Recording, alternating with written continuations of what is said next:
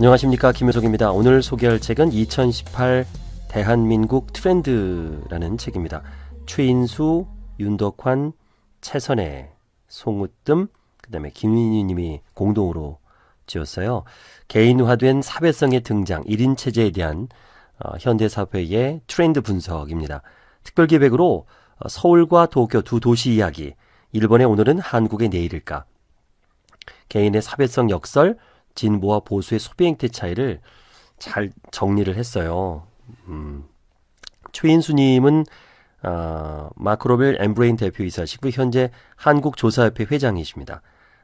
그러다 보니까 굉장히 많은 분석, 조사에 따라서 이 분석을 해내니까 더 신뢰감이 가더라고요. 철저하게 지금 개인화되고 있고 또 혼술이 유행이죠. 거기에 대한 분석들, 앞으로 어떻게 될 것인가라는 것을 전망을 하고 있습니다. 우리는 늘 미래에 대해서 불안해서 걱정하고 또 미리 어떻게 돈이 움직일 것인가에 관심을 가져야 되잖아요. 그러면 올해의 트렌드는 어떻게 될 것인가, 가까운 2018년은 어떻게 될 것인가를 과거와 현재 데이터를 통해서 분석하면 좋겠죠. 그래서 2018 대한민국 트렌드에서는 현재를 살아가는 대중 소비자들의 삶과 방식과 그들이 어떻게 생각하고 행동하는지에 대한 이유에 집중했어요. 만약 이 책에서 미래의 아주 거대한 담론이라든가 기술 변화라든가 경제 전망을 기대했다면 이 책을 보면 안 되고요. 전망서를 표방하긴 하지만 한계가 분명한 책입니다. 주변 사람들이 왜 그렇게 생각하고 행동하는가에 대한 궁금증이 있다면 그러면 이 책이 좀 도움이 될 것 같아요. 대중의 삶을 이해하고 정리하고 내년 이후 그들의 행동을 전망하는 가이드, 그러니까 짧은 가이드가 될 거라 생각됩니다. 미래 전망의 책들은 되게 많아요. 근데 당장의 2018년 또는 2019년 초까지는 어떻게 될 것인가 라는 부분을 알 수 있는 것. 특히 이제 스마트폰에 대한 이야기도 많이 있어요. 여기 스마트폰은 이제 필연적으로 우리에게 들어와 있습니다. 2017년에는요 사회적 교제 대상인 타인으로 스마트폰이, 그러니까 타인을 대체하고 있어요. 스마트폰에게 묻고 일상적으로 대화하고 나에게 필요한 정보를 스마트폰으로부터 즉시 제공받습니다. 그리고 결정적으로 스마트폰은 나에게 관계의 부담을 지우지 않아요. 내가 찾고 싶을 때 찾을 수 있고요. 내가 싫을 때는 멀리할 수 있어요. 외로움을 잊게 해주는 존재도 확실합니다. 제가 슬기로운 감방 생활을 봤을 때 독방에 있었을 때 만약에 스마트폰을 마음대로 쓰게 한다면 독방이 괴로울까? 아마 즐겁지 않을까? 독방에 스마트폰을 준다면. 스마트폰을 뺐으면 괴롭겠죠. 그런 생각이 들더라고요.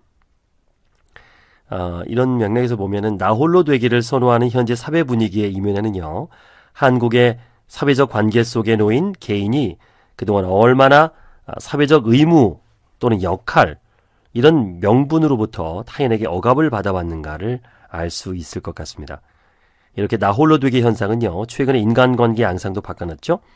사람들은 이제 막연한 교류나 친목을 목적으로 만나지 않아요. 뚜렷한 목적을 가지고 개인의 관심사를 위주로 뾰족한 초점을 둔 인간관계를 지향합니다. 인간은 본능적으로 사회성을 탁월한 존재이지만 현재는 철저하게 개인화된 형태의 사회성을 추구하고 있는 것이죠. 1인 체제와 개인화된 사회성 현상이 확산된 데에는 몇 가지 배경이 있습니다. 한국 사회의 전반적인 사회적 자본, 그러니까 뭐 신뢰라든가 불특정 타인을 얼마나 믿을 수 있는가에 대한 개념이 좀 낮아지고 있죠. 점점점 신뢰가 낮아지고 있어요. 전문가 집단에 대한 불신이 하나의 배경이 된 것으로 보입니다. 그리고 장기적인 경제 전망이 지속적으로 불투명해지면서 막연한 미래의 장밋빛 전망을 포기하고 있고요. 지금 당장 자신이 느끼는 감정을 더 소중하게 느끼는 현상이 하나의 동력이 되고 있는 듯합니다. 이러한 강력한 동력, 그러니까 즉각적인 만족, 행복 추구 경향, 그리고 낮은 사회적 자본이라는 한국 사회 환경 변화가 생기지 않는 한 2018년 올해 이후에도 1인 체제와 개인화된 형태의 사회성은 계속될 것으로 전망되죠. 그러니까 혼자서, 이 불확실한 시대에 이제 혼자서 스스로 헤쳐나가야 된다. 이걸 인식하고 있는 것 같습니다. 누구나 말을 하지만 말을 잘하는 방법을 배우지 못했습니다. 누구나 목소리를 갖고 있지만 좋은 목소리를 어떻게 내는지 모릅니다. 그 방법을 알려드립니다.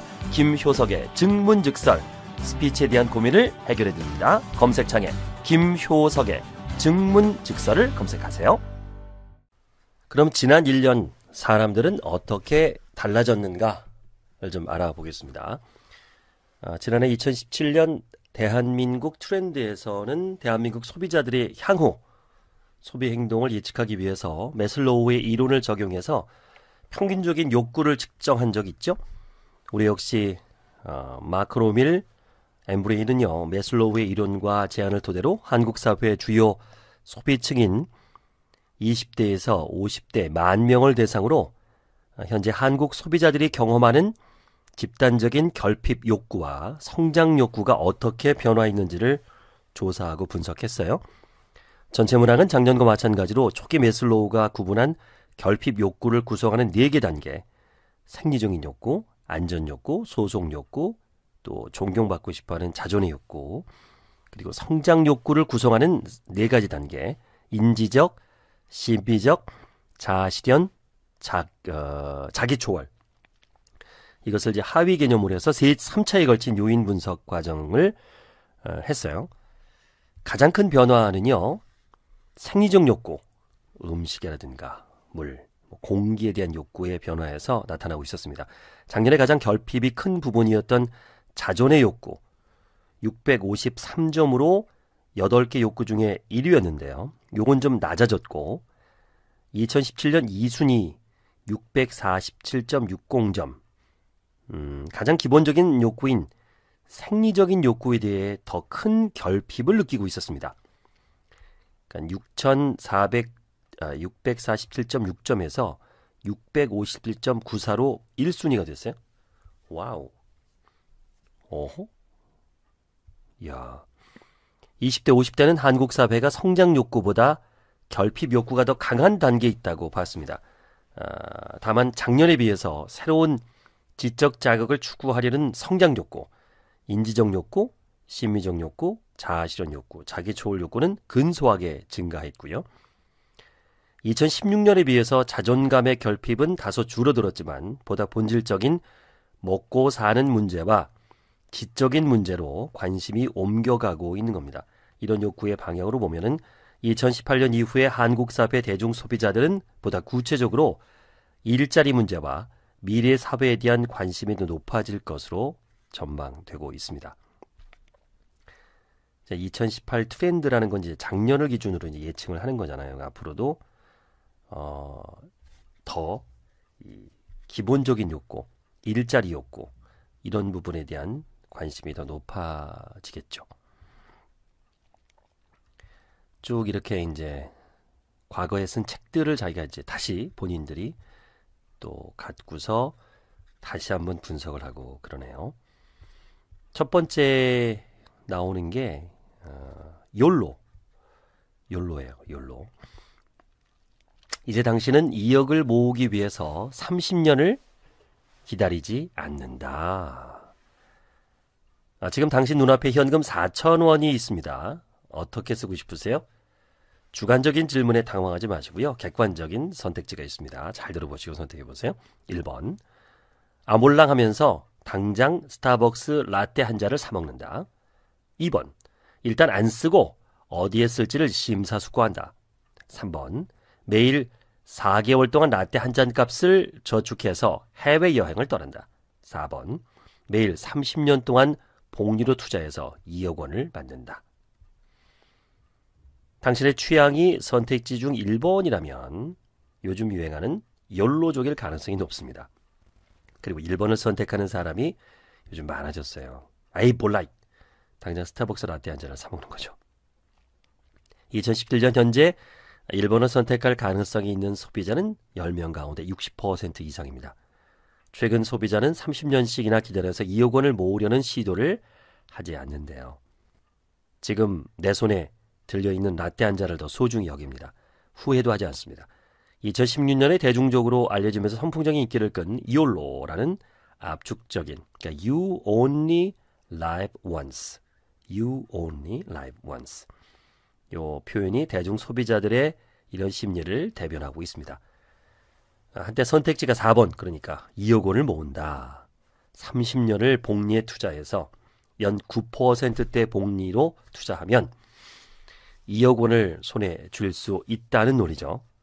실제로 많은 경제신문이나 금융 전문가들이 소액 투자를 권유하면서 이 용어를 많이 인용했습니다. 그런데 장기 투자 제한이 소비자들에게 실질적으로 매력이 있으려면 다음에 두 가지 전제가 충족돼야 됩니다. 30년 동안 수익을 복리로 계산할 때 변수가 단 한 번도 일어나지 않고 수익률이 9% 정도로 유지돼야 한다는 거예요. 그리고 매일 4,000원 이상의 수입은 있어야 돼요.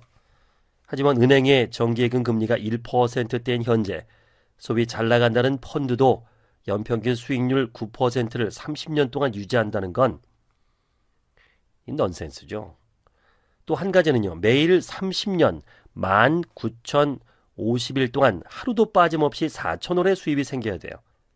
사실 이것은 금융권에서 투자 상품을 유치하기 위해서 설정한 직관적이고 비유적인 표현이었죠. 어쨌든 이 두 가지 전제에 기저에 깔려 있는 건요. 목돈을 만들기 위해서 장기적으로 지속적인 그리고 상당한 절제를 포함한 이성적 판단이 필요하다는 겁니다. 그래서 라떼 효과가 설득하려고 했던 바가 무엇인지를 보다 정확하게 표현하기 위해서 생략된 구조를 좀 더 보강해서 다시 말해서 이렇습니다. 지금 당장의 라떼를 포기해서 생긴 4,000원을 매일같이 투자한다면 30년 뒤에는 2억 원이라는 목돈을 줄 수 있다. 단 워런 버핏 급의 펀드 매니저가 30년 정도는 매년 투자 수익률 9% 이상씩을 내주어야 하고 매일 4,000원의 안정적인 수입이 1950일 동안 지속될 때 가능하다. 그러므로 4번 선택지, 그러니까 장기 투자 인기가 시들해지고 1번 선택지를 고르는 사람이 크게 늘었죠. 이것은 2017년 현재 한국 사회의 대중 소비자들이 30년 뒤에 2억보다는 지금 당장의 라떼 한 잔을 즐기는 것이 훨씬 더 만족스럽다고 판단한다는 뜻입니다. 실제 조사에서도요. 먼 미래에 지금 현재 시점에 나의 행복이 중요하다고 생각하는 소비자들은 늘어나고 있습니다. 자, 욜로의 본질은요. 단순히 그냥 물건을 사는 게 아니라 경험을 사는 겁니다. 경험을 사는 거. 욜로. 욜로에 관련된 상품들 리스트를 좀 보면 뭐 디자인 제품이라든가 고가의 프리미엄 상품이 좀 있어요. 그 리스트를 보면 욜로 마케팅이 성공하고 있다는 기사들도 눈에 띄고요. 하지만 대중 소비자들은 마케팅 용어로서의 욜로에 기업들이 생각하는 만큼 쉽게 현혹되지 않는 것 같습니다. 많은 사람들이 욜로라는 현상이 상업적으로 이용되는 것에 대해서 부정적인 생각을 갖고 있거든요. 너무 욜로가 상업적으로 이용되고 있다라고 대답한 사람들이 70.6%나 돼요. 욜로라는 사회적 분위기가 사람들에게 과소비를 하도록 만든다라고 대답한 사람도 55.9%. 욜로 라이프도 결국 돈이 있어야 누릴 수 있다. 82.7%가 나왔습니다. 욜로는 의미상 물건을 소유하려는 욕구가 아니라 경험하고 싶은 욕구입니다. 지금 현재가 중요한 건요. 본질적으로 지금 현재의 감정에 충실하려는 겁니다. 감정에 충실하는 욕망이죠. 먼 미래의 성공이나 성취에 대한 막연함보다는 내가 지금 바로 이 순간 느끼는 감정이 더 중요하다. 더 희소성이 있다고 생각하는 거예요. 2015년에 그 조사를 보면요. 소비 경험을 사는 방향으로 확대해 나가는 게 이제 2015년 2년 전에 비해서 자신이 가치를 두는 제품에 과감하게 투자하는 이걸 이제 가치 소비 경향이라는데 이게 45.1%에서 2015년에 64.4%로 늘었어요. 그러네요. 그만큼 내가 사고 싶은 게 있다 하면 집중을 할 수 있는 거죠. 또 가치 소비 품목의 상위 항목의 경험과 밀접한 관련이 있는 여행과 외식이 자리하고 있다는 것을 확인할 수 있습니다. 1순위가 여행이 38.2%에서 48.8%로 늘었어요. 또 음식, 먹거리가 2순위였는데 이것도 33.6%에서 2년 만에 39%로 늘었어요. 제품의 소유가 아니라 경험을, 그러니까 음식이나 먹거리는 소유가 아니잖아요. 경험하는 거잖아요. 여행도 그렇고. 이게 더 늘었다는 거죠. 그러니까 소유가 아니라 경험을 확대하는 데 늘었다. 돈을 그쪽으로 쓴다라는 거죠. 대중 소비자들의 소비 행태는 결국 욜로가 대중의 가치관의 변화와 연관이 있다는 것을 보여줍니다. 흥미로운 건요. 개인의 경험치를 높이려고 하는 경향이 뭔가를 재미있게 배우려고 하는 욕구로 변화하는 걸 보인다는 거죠. 절대다수 소비자, 그러니까 85.3%가 현재의 삶을 즐기면서 살고 싶다는 생각을 하고 있었고요. 이것이 취미활동에 대한 과감한 투자로 이어지고 있었습니다. 나만의 취미활동을 위해서 돈을 투자하는 것은 아깝지 않다가 우리 58.6%나 나왔어요. 그러니까 나만의 시간에 하고 싶은 활동으로 여행을 1순위로 꼽은 응답자 비율이 2016년에 55.6%에서 10%나 증가했습니다. 65.5%. 취미 활동이 2순위를 유지했지만 그 비율은 꽤 증가했습니다. 50.4%에서 54.2%. 이것은 3순위인 영화 감상, 4순위 독서의 근소한 하락세와 비교해 봐도 눈에 띄는 결과죠. 또 소비자들은요. 가장 배우고 싶은 게 뭐냐라는 질문에 무려 절반 이상 52.8%가 아끼다. 그 다음이 이제 요리, 요가, 피트니스 헬스, 계절 스포츠 등으로 나왔습니다. 그러니까, 그런데 개인 생활이라는 것이 시간과 금전이라는 제한된 그 자원을 쪼개야 되잖아요. 이런 걸 생각해 보면 취미 활동이란 결국 개인이 기존에 자기 개발에 쓰던 자원, 그러니까 뭐 시간과 돈의 쓰임을 변화시키는 거죠. 실제로 2010년 이후에 개인 능력 개발을 위한 투자가 처음으로 감소세를 보였습니다. 그리고 상당수의 소비자는 남들이 보기에 좋도록 하는 외모관이나 경쟁력 제고보다는 자신의 순수한 호기심을 충족시키거나 경험을 확장시키는 데 관심을 두고 투자하고 싶어 합니다. 이게 선진국으로 가는 그런 분위기가 아닐까 싶은데요. 선진국은 악기나 음악을 하는 거 되게 좋아하죠. 그리고 경험, 여행, 또 어떤 그 맛있는 음식에 대한 것에 대한 도전, 이런 분위기로 가는 것이 아닐까 조심스럽게 저는 짚어보는데요.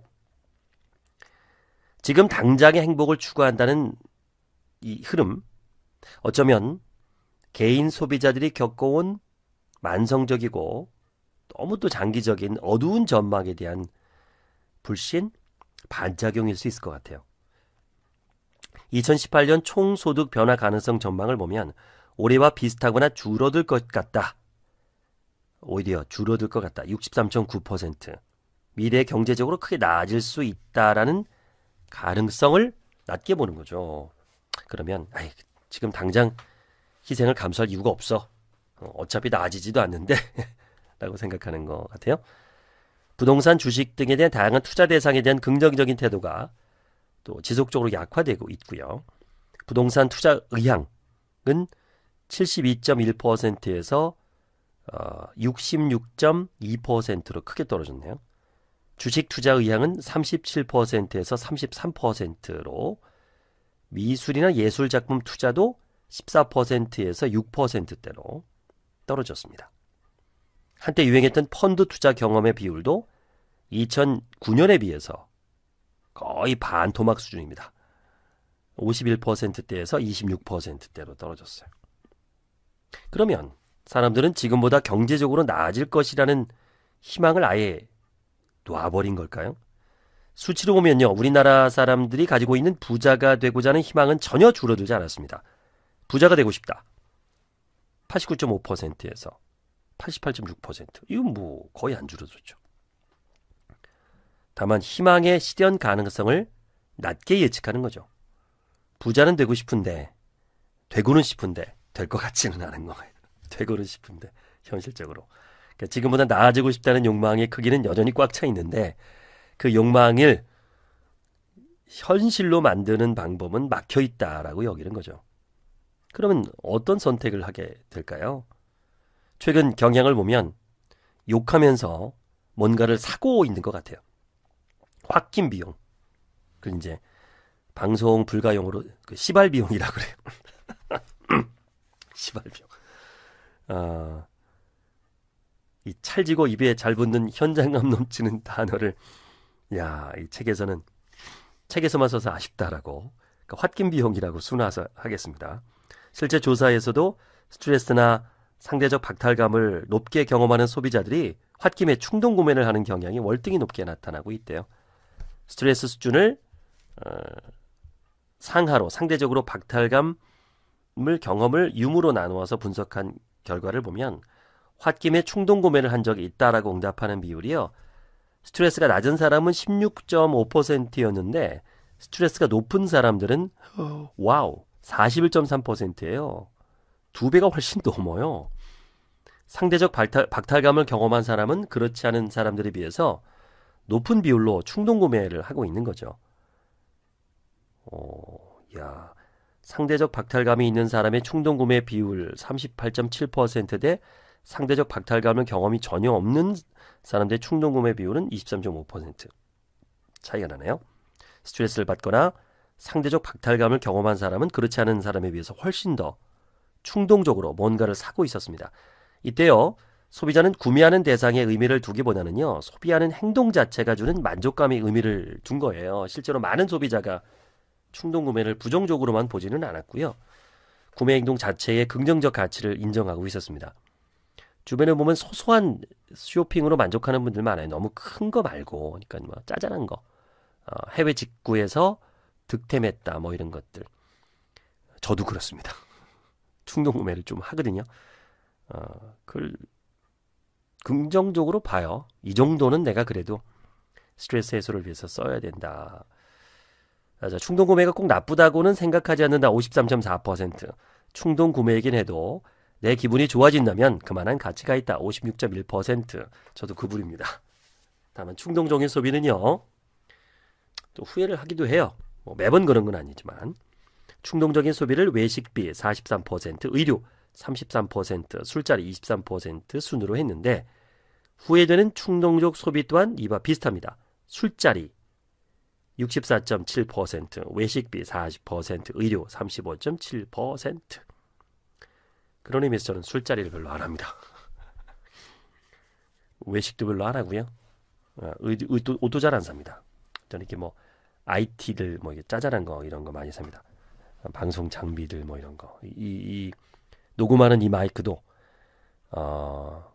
해외 직구에서 산 거예요. 요게 10만 원밖에 안 하는데 음질 괜찮죠? 아유 만족하고 있습니다. H1이라는 마이크인데 괜찮아요.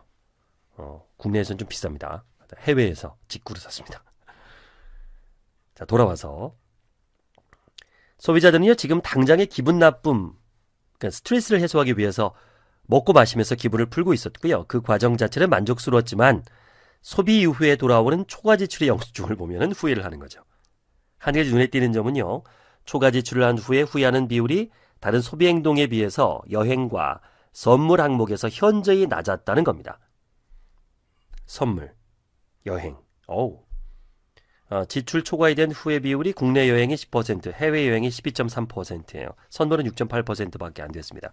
이것은 당장의 부정적인 감정을 소진하는 방식으로 소비에서 해소하는 것, 술, 외식, 의류보다 경험을 확장하는 거잖아요. 여행, 또 타인에게 의미를 남기는 거죠. 선물로 소비하는 것이 비록 충동적이었을지라도 덜 소모적이라는 거죠. 야, 그런 의미에서 참 좋네요. 여행, 좀 충동적으로 여행을 하더라도 그 경험이 있었으니까 가서 또 선물도 그렇고요. 그래서 어쩌라고, so what, 어쩌라고. 자, 욜로는요 본질적으로 개인이 지금 자신이 느끼는 감정에 충실하려 한다는 현실적 의미를 반영합니다. 지금 당장의 자기만족을 추구하는 경향성은 역설적으로 이전까지 한국 사회가 개인의 감정을 살피지 않았던 억압된 사회였거든요. 앞으로도 상당 기간 욜로의 나비 효과는 많아질 것으로 예상이 돼요. 우선 장기적인 전망의 투자에 대해서 비관적인 생각을 하는 소비자가 늘어나고요. 이건 소비자들의 투자를 바라보는 태도에 대해서 앞에 언급했던 예상과도 일치하는 얘기죠. 쭉 넘어가겠습니다. 자, 또 소비 분야에서는요. 오랫동안 저장하거나 보관이 필요한 상품보다는 즉시 소비가 가능한 상품에 대한 선호가 급증하게 될 가능성이 아주 높대요. 대표적인 게 대형마트보다는 편의점에 대한 이용 수요가 더 커질 가능성이 높은데 이는 저장을 주용도 하는 가전제품, 냉장고, 김치냉장고 등의 소비에도 영향을 미칠 가능성이 있습니다. 굳이 내가 잔뜩 사서 보관할 필요 없이 필요할 때마다 가까운 편의점에서 사면 되니까 싱싱한 걸로, 신선한 걸로 사면 되잖아요. 조금 비싸더라도 오히려 그게 더 경제적일 수 있죠. 재놓고 버리는 것보다는. 워낙 또 편의점이 경쟁력이 있어요. 요즘 뭐 1+1, 2+1도 많이 하니까 괜찮더라고요. 에피소드가 또 있어요. 이 책에는요. 욜로라는 마케팅 용어를 사용하거나 고가의 프리미엄 욜로 상품을 판매하기 전에 꼭 알아둬야 할 상식 한 가지가 있다. 욜로 현상이 한국 사회에서 널리 확산되고 있는 것의 핵심에는 돈과 시간의 만성적 부족과 향후에도 지금보다 나아질 가능성이 높지 않다는 비관적인 전망이 놓여 있다. 이런 비관적 전망을 전제로 두고 욜로를 이해하지 않으면 욜로는 순전히 충동구매를 합리화하는 현상이라고밖에 설명이 되지 않을 것이다. 그러므로 욜로를 브랜드화하여 만든 프리미엄 상품 라인의 전망은 박지 않을 가능성이 높다. 예, 그랬었네요. 이와 관련해서 기사 하나를 또 소개해요. 이게 이제 김생민의 영수증이잖아요. 요즘 화끈하게 떴죠. 스투핏 모르는 사람 없죠. Great. 여기서도 이제 그런 글이 있어요. 어쨌든 욜로에 대한 이야기가 앞에 많이 있고요.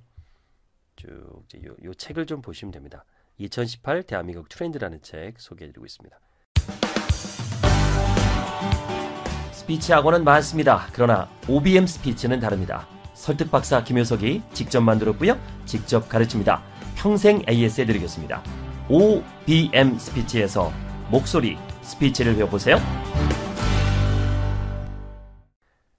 확긴 비용에 대한 이야기를 좀 더 구체적으로 또 설명하고 있고요. 이것도 넘어가겠습니다. 잠까지 줄여가면서 만든 나만의 시간. 모든 것이 시간으로 거래되고 시간으로 계산되는 세상이 있습니다. 커피 한 잔 4분, 버스 요금 25분, 권총 한정 3년, 스포츠가 59년. 시간은 곧 돈이라는 공식이 말이 아닌 진짜 현실로 표현된 곳, 바로 영화 인타임 속의 세상이다. 요즘 들어서 현대인에게 이 시간의 문제가 중요하죠. 여유 없는 일상, 그리고 끊임없이 눈에 보이는 성과를 내야만 하는 사회 시스템 속에서 자신만의 진정한 시간을 갖기가 사실상 매우 어렵다고 여겨지기 때문에요. 더더욱 공론화되고 있는지는 모르겠습니다. 실제로 나만의 시간이 충분하다는 응답은요. 12.4%밖에 없었습니다. 절대적인 결핍이 보였어요. 한마디로 나를 위해서 사용할 수 있는 시간이 많지 않다는 것에 강한 불만을 가진 현대인들이 그만큼 많다는 거죠. 그래서일까요? 최근 들어서 불만을 표출하기라도 하듯이 많은 소비자들이 시간 확보의 중요성을 강조하는 움직임을 보이고 있습니다. 특히 젊은 층을 중심으로 좀 더 많은 연봉을 포기하더라도 나만의 시간을 갖고 싶다는 인식이 높게 나타날 만큼 연봉보다 개인 시간에 더 중요한 의미를 부여하는 모습이 추세로 나타나고 있습니다. 얼마 전에 보도된 취준생들의 입사 조건 1순위가 높은 연봉이 아니라 저녁이 있는 삶이었다는 뉴스도 같은 맥락에서 이해 가능한 부분이죠. 일본의 베스트셀러 작가도 편의점만 계속 일했대요. 알바로. 그리고 글을 썼답니다. 취업을 하지 않고 그냥 파트타임으로 편의점 알바로. 돈은 적게 벌어도 나만의 시간이 필요하다. 굉장히 유명한 작가였는데요. 그 노벨 문학상 받은 작가였구나. 편의점 자신의 경험을 토대로 해서 쓴 그 기사를 제가 봤어요. 그러면 소비자들은 어떤 방법으로 나만의 시간을 갖기 위해서 노력할까요? 대다수의 사람들은 계획을 보다 꼼꼼하게 세우거나 25%, 잠자는 시간을 줄인다 22.8%, 시간을 확보하려고 합니다.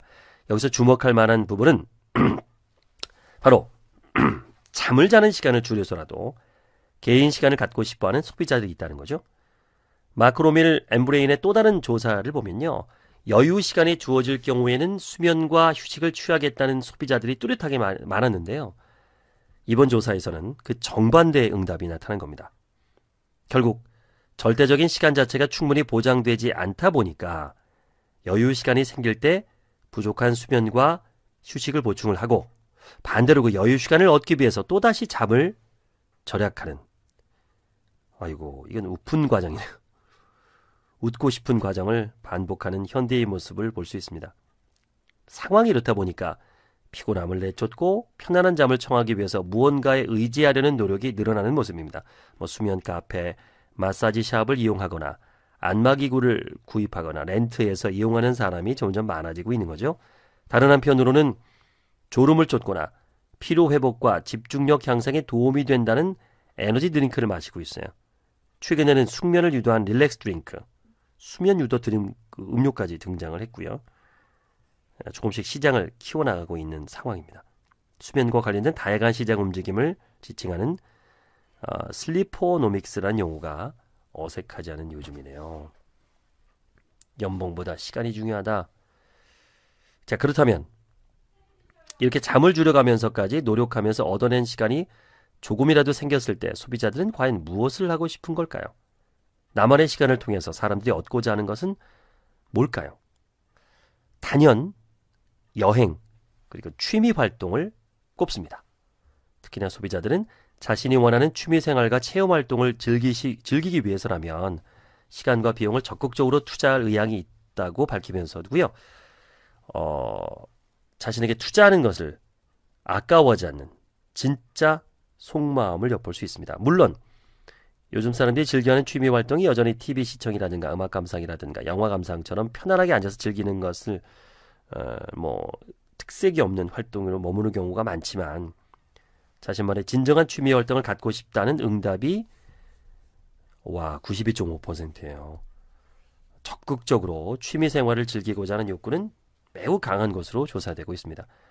게다가 보다 전문적인 취미 활동을 가지거나 체험 활동에 참여하고 싶다는 의향도 상당해서요, 제대로 뭔가를 배워보고 싶다는 의지도 충분히 확인할 수 있었습니다. 이렇게 취미 활동을 제대로 배우고 싶어하는 사람들이 많아지다 보니까 자연스럽게 원데이 클래스가 주목을 받고 있고요. 일회성으로 이루어지는 수입이지만 원데이 클래스는 관심 있는 강좌나 체험 활동을 짧은 시간에 들을 수 있다는 점에서 쉽게 시간을 낼 수 없는 현대인들에게 안성맞춤이라는 평가를 받고 있습니다. 아직까지는 인지율도 이용률도 낮은 편이지만 원데이 클래스를 통해서 나를 위한 투자도 할 수 있고 다양한 욕구를 충족시킬 수 있다는 점에서 시장 확장에 대한 기대감은 상당히 높을 것으로 예상을 하네요. 원데이 클래스 하루 만에 이렇게 배워보겠다. 많이 생겼어요. 하루 만에 음식, 요리, 디저트, 스포츠, 공예, 공방, 목공. 요즘엔 또 하루 만에 이렇게 펜을 만년필 깎는 강좌가 있어서 하루만 배우면 이렇게 만년필을 깎고 오는 기초적인 거지만 그런 공방도 있고, 저만 해도 하루 만에 마술을 배우는, 강의와 마술을 배우는 과정을 열었더니 많은 분들이 관심을 가져서 성공적으로 했고요. 이렇게 원데이 클래스가 유행이네요. 길게 배우는 것보다는. 2018 대한민국 트렌드 소개해드리고 있습니다. 앞으로 어떻게 소비자들이 움직이고 돈이 어디로 흘러가는가 라는 부분을 이 책에서 만날 수 있을 것 같아요. 되게 많은 이야기들이 여기 있습니다. 어차피 쓸 돈 잘 쓰고 싶다. 돈 벌 계획 그래도 아직 부동산이다. 이런 이야기. 해외여행의 매력을 알아버리다. 또 결혼은 선택일 뿐이다. 나도 당신만큼 안다. 또 상품평 필터 계약 호갱을 면한다. 미니하게 다 있는 동네 핫플레이스. 신상과 트렌드, 스파 브랜드에 대해서 또 분석을 많이 했어요. 1인 가구를 넘어서 1인 체제, 나 홀로죠. 그래서 세상이 중심에 나를 배치다. 이런 이야기. 혼밥, 혼술에 대한 이야기도 좀 재밌게 읽었습니다. 공감이 되는 부분들. 또 거기에 반려견에 대한 이야기, 반려가족. 이것도 2018년 어떤 시장을 만들 것인가. 그리고 국가는 무엇인가. 세금에 대해서 예민한 시선들에 대한 이야기. 또 내가 대통령 덕질을 하게 될 줄이야. 그러니까 어떤 리더를 원하는지, 어떤 대통령을 원하는지에 대한 통계도 있어요. 카리스마 있는 대통령을 원하는가, 소통하는 대통령을 원하는가, 또 보수와 진보에 대해서 사람들의 어떤 성향 분석에 대한 것들. 그럼 이번에는 특별기획 서울과 도쿄 두 도시 이야기를 좀 소개해 드리겠습니다. 일본의 장기 불황을 이제야 관심을 갖게 되는 이유는 뭘까? 현재 일본은 지금 그래도 경기가 장기 불황 이후에 좀 살아나고 있죠. 젊은이들이 수가 줄어들다 보니까 워낙 안 나서 고령화가 되다 보니까 이제 젊은이들의 취업이 좀 괜찮아지고 있어요. 근데 지금 좋아진 거죠. 그전에는 엉망이었죠. 우리도 이렇게 아이를 안 낳다 보면 결국에는 언젠가는 취업이 해결이 되겠죠. 일하는 사람이 부족하니까. 근데 중소기업은 지금도 부족해요. 다들 대기업과 공무원이 되려고 하니까 문제지. 일본의 현재는 한국의 미래일까? 이런 질문을 하는 사람들이 많아졌습니다. 경제 전문가들은 일본과 한국의 경제적 상황이 20년의 시차를 두고 유사한 패턴을 그리고 있다고 지적을 하는데요. 일본의 경제 성장률은 고도 성장기인 1960년대 10%대를 유지했다가 7, 80년대에는 4에서 5%로 낮아졌고요. 90년 이후에는 1% 미만으로 크게 떨어졌습니다. 이와 비슷하게 우리나라는 70에서 90년대까지는 10% 가까이 성장했다가 2000년대 4%, 2010년에 들어서 3%대 아래로 성장률이 크게 낮아졌거든요. 이런 경제 성장률 동선보다 한국과 일본이 높은 싱크로율을 보이는 부분은요. 저출산 고령화 관련된 인구 구조입니다. 한국의 인구 구조가 20년 격차를 두고 일본을 그대로 뒤쫓고 있다는 보고가 있거든요. 일본의 경우에 생산 가능 인구 15세에서 64세가 1995년에 63%로 정점을 찍은 뒤에 2015년까지 56%대로 떨어졌습니다. 한국도 아주 유사하게요. 2017년 66.5%로 정점을 찍은 다음에 20년 안에 56%까지 떨어질 것으로 전망하고 있습니다. 싱크로율이 대단하네요. 그러니까 1996년에 있었던 일이 우리 이제 2017년에 있었던 거죠. 20년 차이로. 그러니까 20년 후에는 똑같아지겠죠. 일본의 경제 분석가 모타니 고스케는요. 일본의 90년대 후반부터 시작된 장기 불황은 거품 경제의 붕괴에 의한 후유증이나 수출 부진 등에서 온 것이 아니라 본질적으로 생산 가능 인구의 급격한 감소가 원인이 된 현상이라고 지적했습니다. 정확히 일본의 베이비붐 세대인 단카이 세대, 그러니까 47년에서 49년, 은퇴가 시작된 90년대 후반부터 생산 가능 인구의 급격한 감소, 즉 대량의 소비층 감소가 장기 불황을 가져왔다는 겁니다. 일본은 이제 45년에 패망했고 우리는 이제 6.25를 치렀기 때문에 요 편차가 있는 거죠. 우리나라의 경우 일본의 단카이 세대와 유사한 1차 베이비붐 세대 55년 64년생 은퇴가 시작되는 시기인 2015년부터 이 문제가 본격적으로 드러나기 시작했습니다. 특히 2017년부터는요. 생산 가능 인구에 편입되는 15세가 되는 2002년생이 이전 세대에 비해서 현저하게 적은 모습을 보이면서 고령 인구는 급격히 늘어나고요. 생산 가능 인구로 편입되는 인구는 현저하게 적은 그야말로 인구 절벽의 상황을 맞이하게 된 거죠. 이렇게 경제 상황뿐만 아니라 인구 구조도 일본과 유사하게 변화하는 상황에서 우리나라의 기업들도 일본식의 장기 불황을 전망하는 경향을 매우 강하게 나타나고 있습니다. 2016년 현대경제연구소에서 실시한 기업의 대상 설문조사에 따르면요. 상당수의 기업은 실제로 한국 경제가 일본식의 장기 불황에 접어들 가능성에 대해서 동의하고 있었던 겁니다. 그래서 다양한 연구기관, 관련 단체, 정부 유관기관, 경제연구소 등에서는요. 이런 인구 절벽에 따른 다양한 정책을 준비해야 된다는 목소리가 높습니다. 이제야말로 일본의 상황을 좀 더 면밀하게 관찰하고 참조해서 미래의 정책을 준비해야 되는 거죠. 몇 가지 분명한 건 몇 가지는 분명한 전망이 가능한데요. 생산 가능 인구가 줄어든다는 것은 대중 소비자의 전체 수요층이 감소하는 거죠. 당연히 총 수요는 줄어드는데 그러면 내수 시장은 축소될 거고요. 내수 중심의 기업들은 활력을 잃게 될 거고요. 그리고 이런 경제학적 분석은 다양한 기관에서 보다 전문적인 방식으로 지속적으로 이룰 것으로 예상이 되고요. 그러면 하지만 이런 경제학적 프리미엄 프레임의 분석에만 의존을 한다면 앞으로의 그 아주 세부적인 구체적인 전력과 분석을 제외하고 어떠한 거시적인 예상, 전망도 이제 무의미해지는 거죠.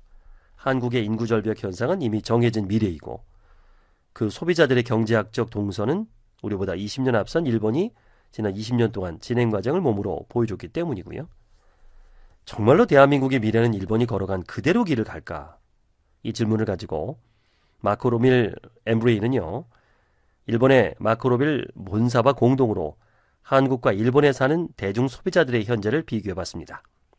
도시와 비도시 간의 라이프 스타일 차이에서 유발되는 다양한 해석의 가능성을 최대한 배제하고자 각각의 수도인 서울과 서울 시민과 도쿄 시민 만 20세부터 50대까지 1000명 정도를 조사했습니다.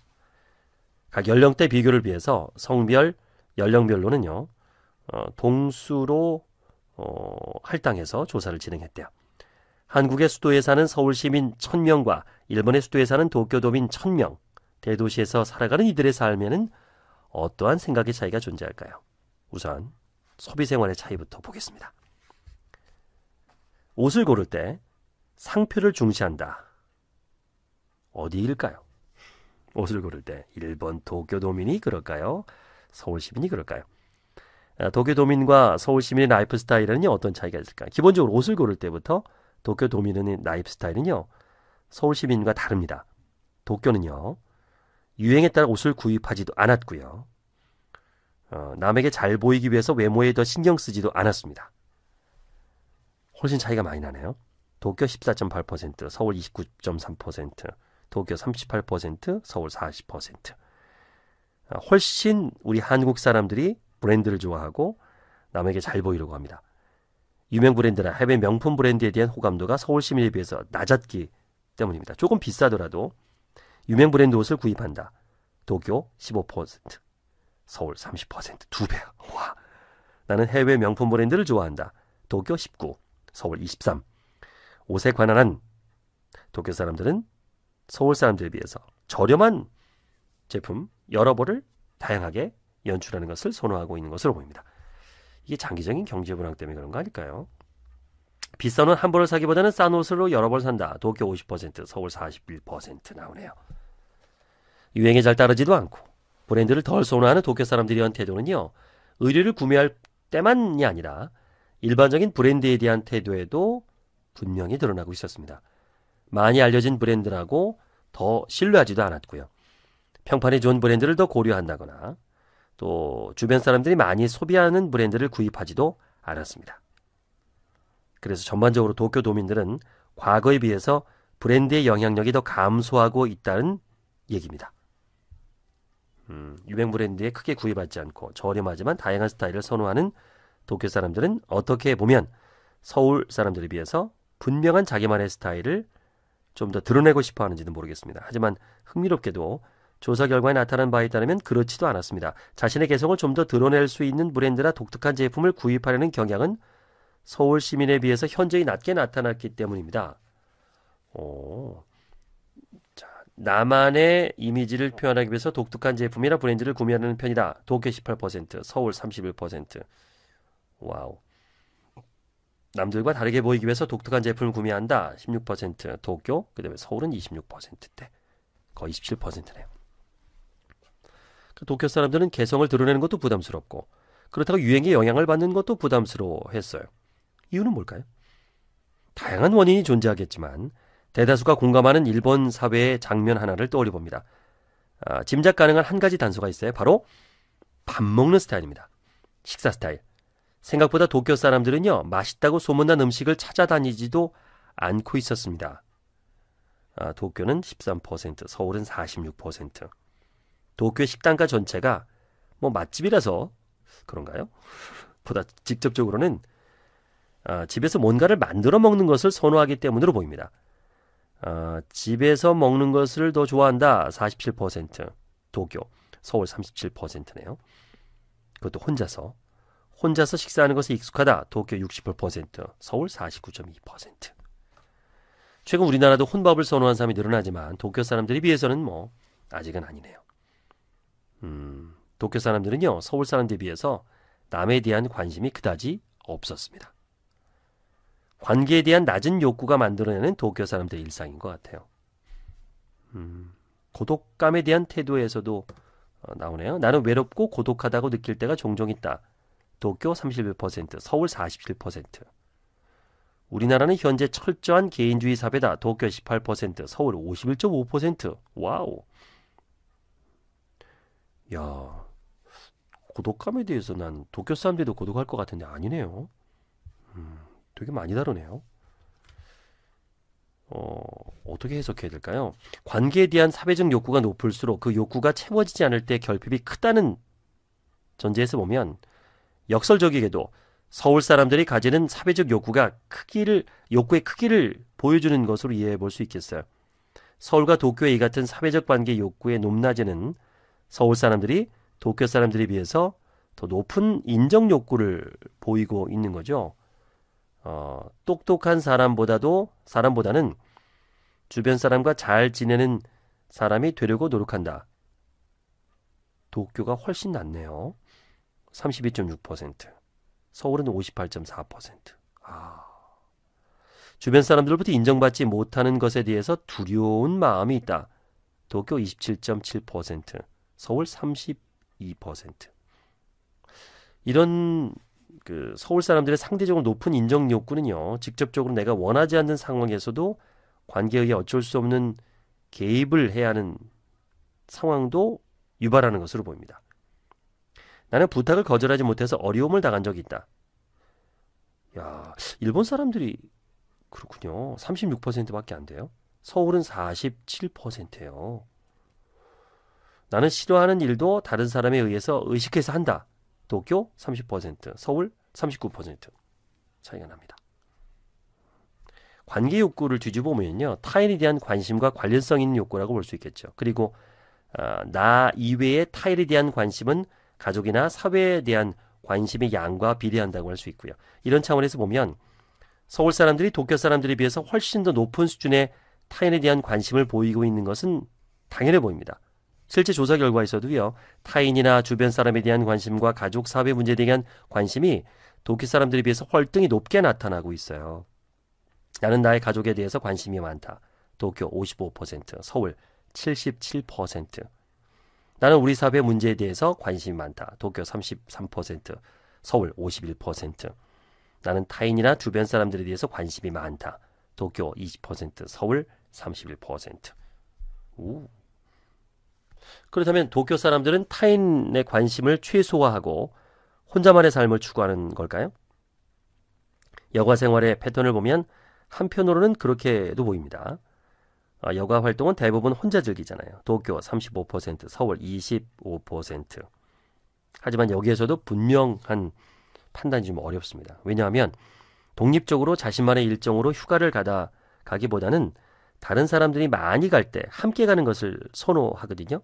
도쿄는 43%, 서울은 23%. 비용이 들더라도 내가 하고 싶은 여가 활동을 하는 것에는 서울 사람들에 비해서 다소 주저했고요. 그다지 뚜렷하게 독립적이지 않아 보이는 이런 여가 생활에도 서울 사람들에 비해서 크게 도쿄 사람들이 더 만족합니다. 현재 여가 생활에 만족한다. 32%, 서울 29.6%. 도쿄 사람들의 일상을 해석하는 도구를 이제 주체성과 대상성이라고 적었는데, 서구의 기준을 보면요, 한국과 일본은 동일한 집단주의 문화권에 포함이 돼요. 개인의 독립적 가치보다는 집단 가치를 더 중시하는 집단주의라는 문화 프레임으로 보면 혼자 지내는 것을 선호하고 주변을 의식하기는 하지만 관계의 욕구는 낮은 이런 라이프 스타일의 도쿄 사람들을 서울 사람들과 동일한 문화적 프레임으로 설명하기는 어렵습니다. 그래서 최근 심리학계 연구에서는요, 같은 집단주의 문화권으로 분류되는 한국과 일본의 문화적 차이를 설명하는 근거들이 다수 등장을 하는데요. 보다 정교한 차원으로 한국인과 일본인의 심리적 차이를 사회적 맥락에 관한 태도로 구분하는 개념이 등장하기도 합니다. 바로 주체성과 대상성에 대한 자기 개념인데요. 이 개념을 만든 문화심리학자 이누미야 요시유키는요, 이 자기 개념의 차이로 한국인과 일본인의 심리적 차이를 설명해요. 간략하게 설명하면 주체성 자기가 강한 사람은 대인관계에서 영향력을 발휘하는 중심 존재를 봅니다. 반면에 대상성 자기가 강한 사람은 스스로를 사회적 영향력을 수용하는 주변적 존재로 봐요. 주체성자가 강한 사람은 분위기를 주도하려고 하는 반면에 대상성자가 강한 사람은 분위기에 잘 맞추려고 노력합니다. 이누미야 요시유키는요, 한국인의 경우는 주체성 자기가 강해요. 우리는 주체성이 강합니다. 내가 누군지 알아? 그렇잖아요. 굉장히 자존심 강하고요. 근데 일본인은 대상성자가 강해요. 그 근거로 일본인들에 비해서 높은 한국인들의 자기 가치감과 자기 존중감의 차이를 들고 있습니다. 이 주체성과 대상성의 차이를 잘 나타내는 예로 이누미야 요시유키 박사는요, 한국어의 욕설의 다양성과 한턱내기를 들고 있습니다. 한국어의 욕설은 일본어에 비해서 종류도 다양하고 사용 빈도도 훨씬 높죠. 이누미야 박사는요, 욕을 많이 사용하는 것은 상대방을 통제하려는 경향과 관계가 있다고 설명합니다. 자기를 드러내는 경향이 강한, 주체성이 강한 한국 사회에서는 상대방을 통제하려는 경향이 강해서 일상생활에서 갈등이 발생하는 소지가 많고요. 따라서 각자의 주체성 자기가 손상되는 경우가 많아요. 그래서 욕설을 통해서 상대방을 낮춤으로써 상대적으로 손상된 자신의 주체성 자기를 회복하려는 거죠. 이번에 달리 대상성이 강한 문화인 일본 사회는 자신을 통제하려는 경향이 강하기 때문에 상대방과 갈등이 발생하는 소지가 상대적으로 적죠. 욕을 해야 될 필요성이 약한 거예요. 기껏해야 빠가에로 찍시오 뭐 몇 개 없죠. 물론 뭐 일본어를 잘 몰라서 그렇지만 근데 우리나라는 정말 다양한 욕이 있습니다. 자, 내가 쏜다. 한턱내기. 요것도 주체성이죠. 내가 이제 최고다. 잘 나간다라는 거 확인시키려고 사는 거죠. 근데 일본 사람들은 그런 필요성을 별로 느끼지 않는 거죠. 이 주체성과 대상성이라는 자기관의 관점으로 앞선 다양한 조사 결과들을 해석해 보면 도쿄 사람들에 대한 모호함이 상당 부분 설명이 됩니다. 도쿄 사람들이 주변 사람들에게 끊임없이 신경을 쓰면서도 뾰족한 자기만의 스타일을 드러내기가 부담스러워하는 것. 이건 사회적 상황에서 영향력을 스스로 발휘하기보다는 주변의 분위기를 수용하는 대상적 자기관의 영향일 것으로 봅니다. 그리고 이 주체성과 대상성이라는 프레임은요, 도쿄 사람들과 서울 사람들이 가지고 있는 라이프 스타일의 차이를 많은 부분으로 설명을 해주네요. 서울 사람들은 좀 더 뚜렷한 인생 목표를 가지고 있다고 생각했어요. 나는 인생에 분명한 목표를 가지고 있다. 도쿄는 28.5%, 서울은 43.9%. 오, 여러 분야에서 상대적으로 잘하고 있다고 생각한다. 내가 여러 분야에서 잘하고 있다. 도쿄 24.5%, 서울 31.1%. 그래서 압도적으로 많은 서울 사람들이 미래에는 보다 나은 사람이 되기를 희망하고 있어요. 도쿄는 좀 더 나은 사람이 되고 싶다. 60.9%. 서울은요, 85.5%예요. 그래서 서울 사람들은 회사 생활에도 내가 발전할 수 있는 기회가 많은 직업이나 내가 원하는 조직에서 일하는 것이 중요하다고 생각하고 있었습니다. 사회적으로 보다 주도적인 모습을 드러내고 싶어하는 서울 사람들의 주체성 자기의 모습이 드러나는 거죠. 주체성 자기가 만들어내는 서울 사람들의 자기 상황의 개입. 사회적 상황 속에서도 주도하려는 성향이 높은 서울 사람들과 그 상황의 영향을 잘 받아들이고 자신의 역할을 잘 찾아가려는 도쿄 사람들의 성향은요, 정보 탐색에 대한 적극성에도 차이를 만들어내고 있습니다. 양쪽 모두가 정치인이나 유명인의 말을 그대로 신뢰하거나 뉴스에서 전하는 내용을 그대로 믿지 않고 있었지만 요즘은 한 발 더 들어가서 직접적으로 주장이나 근거를 찾아 나서거나 사실 여부를 직접 따져보는 경향은 서울 사람들이 훨씬 강하죠. 일본 사람들은 안 그래요. 믿지는 않지만 뭐 나가서 촛불 집회나 뭐 이런 거 안 해요. 그러네. 우리는 뭐 들고 나가잖아요. 주체성이 강하니까. 이 책 재밌어요. 뭐 그전에 알고 있었습니다. 한국인의 심리학이라는 책을 보면 한국인들이 굉장히 주체성이 강하거든요. 근데 서양 사람들이 쓴 논문을 보면 대부분 일본 사람들을 기준으로 동양인을 분석을 했는데 다릅니다. 한국 사람은 일본 사람과 많이 다릅니다. 우리는 내가 누군지 알아. 그리고 욱하는 것도 많은 게 갑질이 많은 것도 주체성이 강해서 그렇거든요. 갑질 논란도 워낙 주체성이 강하니까. 그러면 so what? 어쩔 거냐 이거예요. 어쩔 거냐. 이 책이 좋은 건 so what이 있어요. 어쩔 거냐. 2018 대한민국 트렌드 책 소개해드리고 있습니다.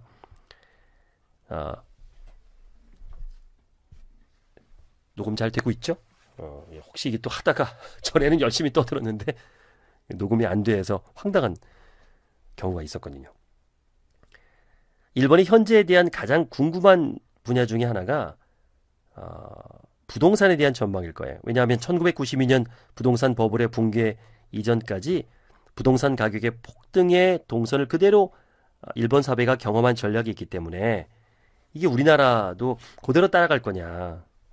이것 때문에 이제 뭐 일본의 공동화 현상이라든가 버블 붕괴 이걸 자꾸 우리가 걱정하잖아요. 우리나라도 일본처럼 붕괴할 것이다. 폭락할 것이다. 뭐 이렇게 많이 전망을 하죠. 인구 절벽이 유발하는 향후 미래를 전망하는 차원에서 일본을 참조하기 위해서는요. 인구학적이나 경제적 차원의 정해진 그래프보다는 각국의 정치 환경과 이에 따른 제도의 변화에 관심을 두는 게 훨씬 더 역동적인 정보를 얻게 될 가능성이 높대요. 미래는 현재의 대중 소비자가 가지고 있는 미래 이미지가 훨씬 중요하다 그러죠. 제임스 데이터 교수 주장을 떠올려 보면 이런 얘기를 많이 해요. 미래를 바꾸려는 적극성은 일본보다는요. 한국 사회 구성원들이 훨씬 더 강력한 욕구를 가지고 있습니다. 주체성 자기가 강한 한국 문화의 관점에서 사회 문제는 주체적인 해결의 대상일 수도 있고요. 대상성 자기가 강한 일본 문화 관점에서는 적응의 문제일 수도 있는 거잖아요. 한국과 일본의 문화 차이를 지속적으로 연구해온 문화심리학자 이누미야 요시유키 교수는요. 한국 사람들이 한국 사회에 대해서 가지고 있는 높은 부정적 인식과 높은 발전 가능성 인식 사이에 기묘한 괴리를 고민하다가 다음과 같은 결론을 내렸대요. 그런데 더 놀라운 것은 한국 사람들이 한국 사회, 경제, 정치에 대해 그렇게 부정적 인식을 가지고 있으면서도 한국 사회가 발전 가능성이 있다고 인식하고 있는 점이다. 도대체 어디서 희망을 찾을 수 있단 말인가? 중략하고요. 20여 년 전 광화문 앞에 해태상을 지나갈 때 어떤 대학원 선배가 한국의 독특하고 우수한 문화에 대해서 설명해 준 적이 있었다. 설명 중 한국은 반만년의 역사를 가지고 있다는 말을 들었을 때 처음에는 순간적으로 잘 알아듣지 못했던 기억이 난다. 반만년? 5,000년이라고 하면 쉽게 이해했을 텐데 말이다. 일본 역사가 5,000년보다 훨씬 짧지만 만약 5,000년 역사가 있더라도 반만년의 역사라고 표현하지는 않았을 것이다. 아름답고 오랜 전통이 있는 독창적인 한국 문화에 대한 강한 자부심, 그리고 정이 많고 협동심이 있으며 근면 성실한 한국 사람. 그래서 한국은 문제가 많지만 발전 가능성이 높은 나라라고 보는 게 아닐까. 요시키 교수가 쓴 글입니다. 주연들의 나라 한국, 조연들의 나라 일본. 야, 이게 제목 좋은데요? 주연들의 나라 한국, 조연들의 나라 일본. 재밌습니다. 이 다음에도요, 뭐 닮은 듯 전혀 다른 서울과 도쿄에 대한 글 다양하게 있어요. 재밌죠? 2018 대한민국 트렌드 제가 몇 개 부분만 읽어드렸어요. 나머지는 꼭 구입해서 보시고 이 책은 빨리 보셔야 돼요. 빨리 보셔야 돼요. 뭐 올해 가기 전에 연초에 보셔서 돈 버시기 바랍니다. 돈 버는 책입니다. 2018년 대한민국 트렌드 돈 버는 책, 돈 벌 수 있는 책 소개해드렸습니다. 감사합니다. 대중 앞에서 떨리신다면, 목소리에 힘이 없다면, 자신감이 없다면, 말이 횡설수설하다면 OBM 스피치에서 배워보세요. 설득박사 김효석이 직접 만들었고요. 직접 지도합니다. 평생 AS 보장합니다. OBM 스피치로 오세요.